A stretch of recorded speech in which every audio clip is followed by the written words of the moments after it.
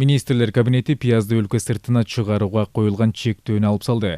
Бул тууралуу тиешелүү токтом кабыл алынды.